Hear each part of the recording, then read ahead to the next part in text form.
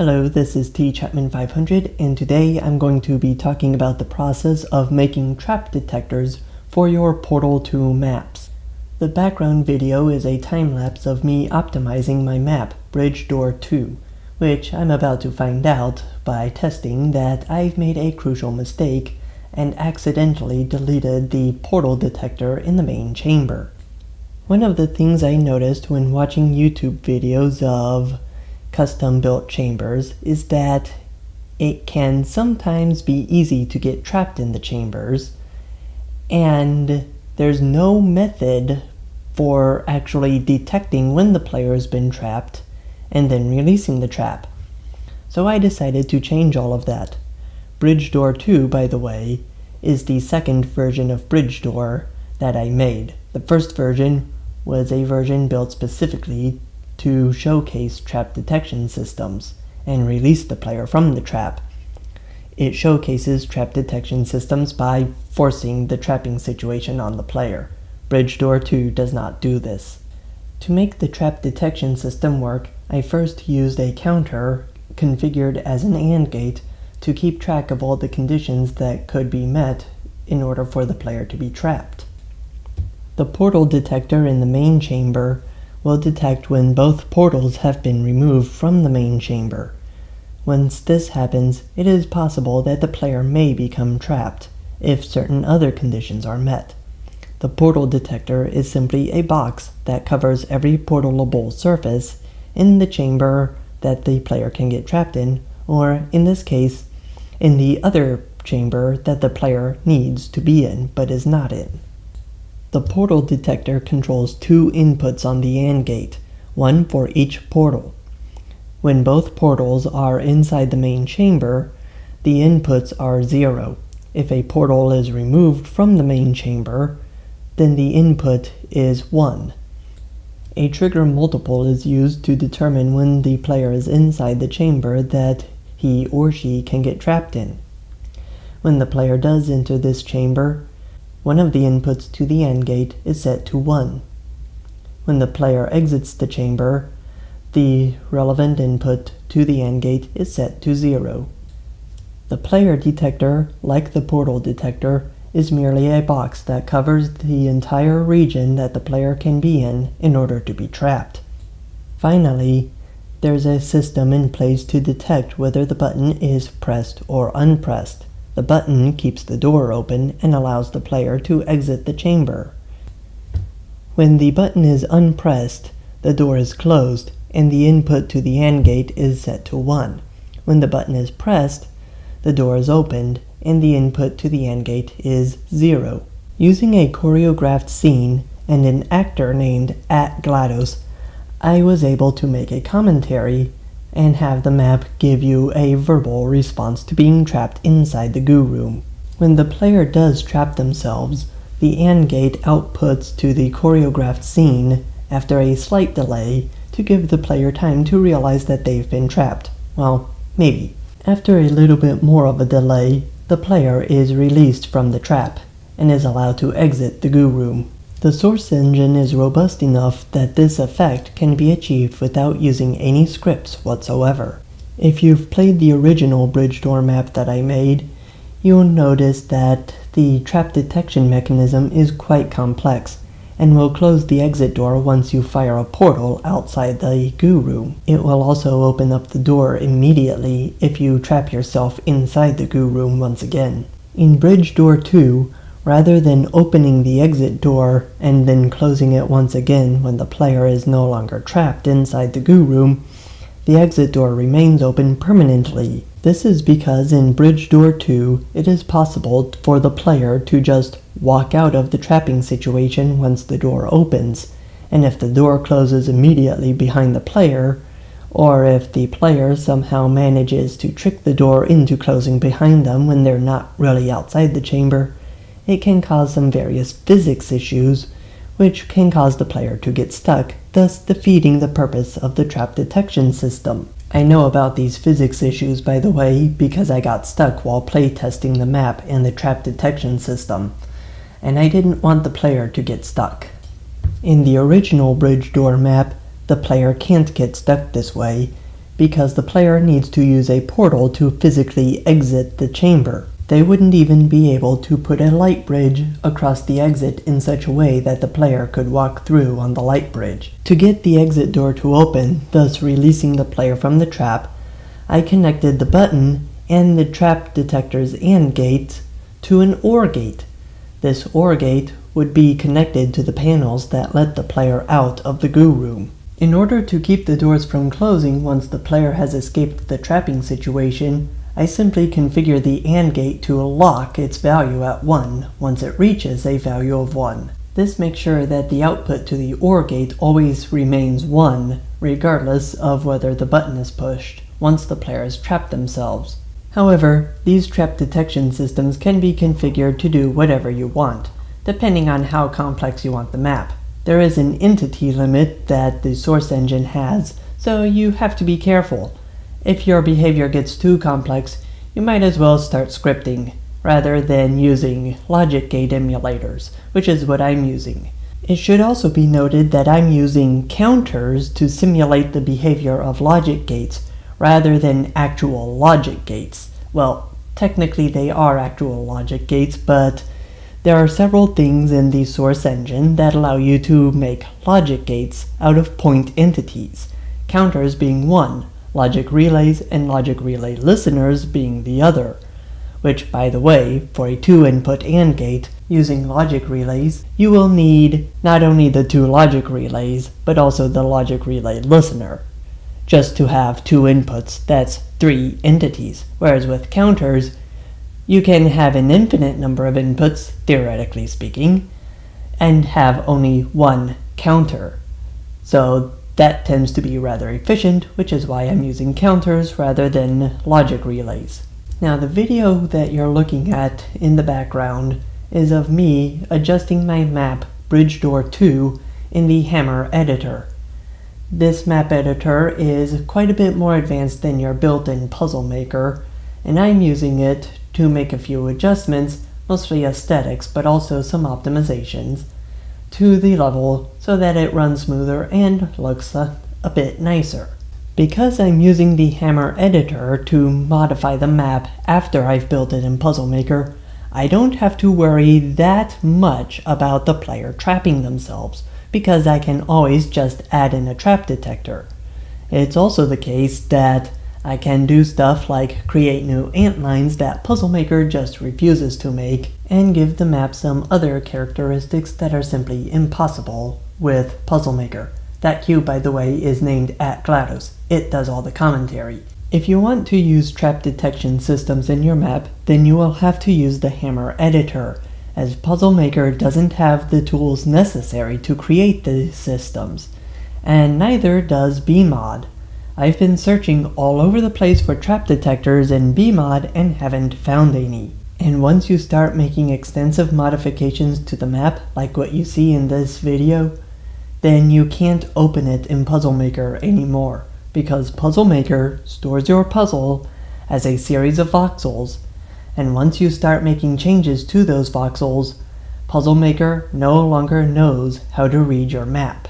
Because of the modifications I'm making to this test chamber using the Hammer editor, any other changes I want to make, like adding another button because I forgot to make sure absolutely that the player couldn't get trapped, I also have to make in Hammer.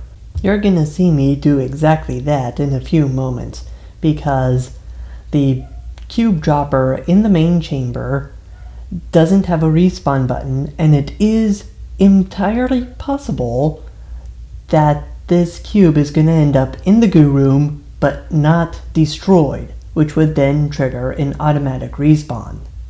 So for that reason, I'm going to manually create a button which will cause a respawn of the cube in the main chamber without the cube having first been destroyed. And the primary advantage to making maps like this, where it's possible for the player to get trapped, and then make it so that your map will automatically let the player out of the trapping situation, is that you get to experiment around in Hammer with a fully functional test chamber, and you get to learn the Hammer editor. I have already learned how to add ant lines to buttons that previously never existed. I've learned to add buttons, at least the type that the PuzzleMaker uses, and I've learned how to hook things up to whatever I want them hooked up to. And what you see right now is a video of me fixing what's called a leak. The leak happens whenever part of a map doesn't quite line up with another part of the map and it's open to the outside world. This is bad because it tends to cause various problems. These problems will include stuff like the goo not being rendered at all, giving an interesting effect with the previous frame not having been cleared for the next frame, and full brightness on the map wherever you are. That's regardless of what the actual light level should be.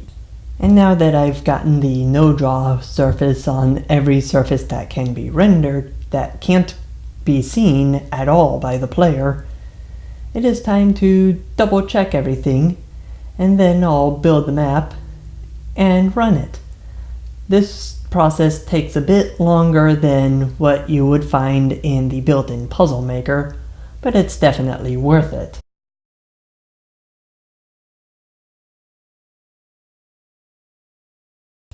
So now I'm trying to play test the map. What I'm looking for are stuff like antline routing problems, the trap detection system not triggering properly, if at all, and other issues with the map. The antlines would be cosmetic issues. You can have these devices going off all the time without any antlines, and it won't affect in the slightest how the puzzle actually works. It will, however, affect how much of a puzzle it is, according to some standards, because it means guessing which goes to what. And in the case of, whoops, I'm trapped. And this is why we play test things. I am completely trapped in this chamber with no way to solve the puzzle except to reset the map. And that's one way to reset the map. So now that I know some of the things about the map that I haven't anticipated, I can go back into the Hammer editor, which I've never really left, and I found another antline error, and fix these problems. Of course, that's going to be harder said than done, because Hammer is going to start giving me problems, and I accidentally dropped myself off of a light bridge. Now, why didn't I think of this before? Just go into the goo room using no-clip and accidentally trigger the trap detection mechanism, because had I been in the goo room with the conditions met, except for the no-clip, I would have actually been trapped. So now that I know something about the map that I didn't before, I'm going to fix the inadvertent trapping situation and add a button to the cube dropper in the main chamber. But there's something else I don't realize yet, and that's that there's no portal detector in the main chamber. Remember earlier I said that the portal detector is needed to make sure that the player can't just portal out of the trapping situation. If there are no portals outside the chamber that the player is trapped in, then there's no way for the player to portal out of it. So here we are with me adding another button to the map and wiring it up to that cube dropper just above it. I suppose I don't need to add an ant line, but I'm gonna do it anyways, just because it looks good and removes all guesswork. So now I'm adding the functional connections to that cube dropper up there, and later on I'm going to add the ant lines that indicate that the cube dropper has been activated by the button, and when it's deactivated again. And this button is just a simple anti-trapping system that I put in place that doesn't really require anything special. In fact, had I thought about it sooner, I would have just gone into PuzzleMaker, added the button, and then worked on this map with all of the optimizations and antline rerouting and whatnot. But I've already done most of that in Hammer, and so I'm stuck adding the button in Hammer.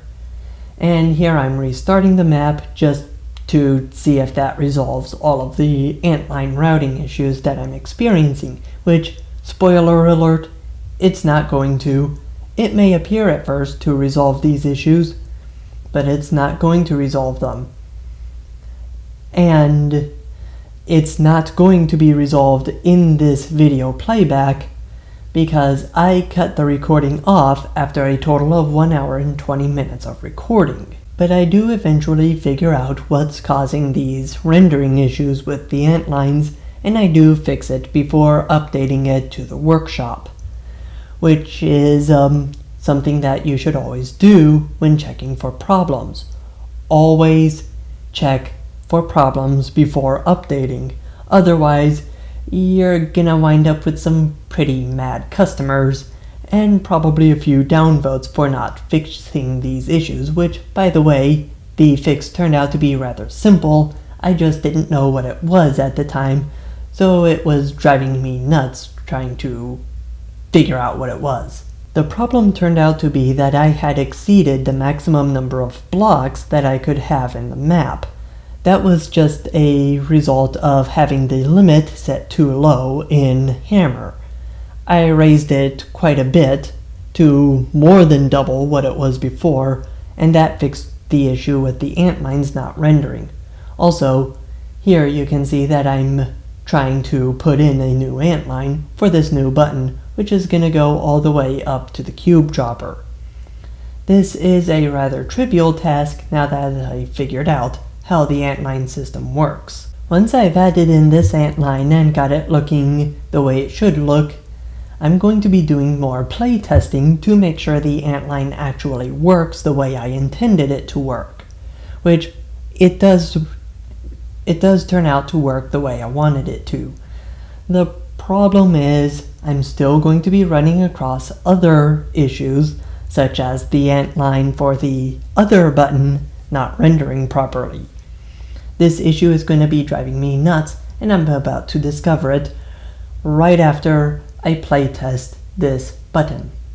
By the way, you must playtest your maps before you release, or in this case, update them, which is what I'm doing right here.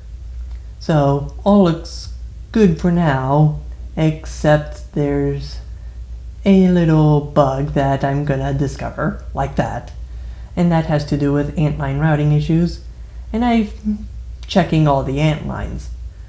So far, there's only one issue, but there will be more, as the quick fix that you can see here isn't gonna turn out to be such a quick fix because it's gonna show up again. Oh, and the trap detection went off falsely. Now I have to check not only the antline routing issues, or should I say antline rendering issues, but now I have to figure out why the trap detection system is going off when it's not supposed to. As long as I have a portal inside and outside the chamber, it shouldn't be going off, which it is. So I'm kind of confused at this point, and I'm trying to figure out what's triggering that. What I don't realize is that I've deleted the portal detector in the main chamber, and that's causing the counter that registers me as being trapped to falsely be set to its maximum value, which then triggers the trapdoor to be permanently opened. This is not good, and it's not something I figure out in this video that you see playing in the background at 4 times regular speed. Well, that'll do it for this video.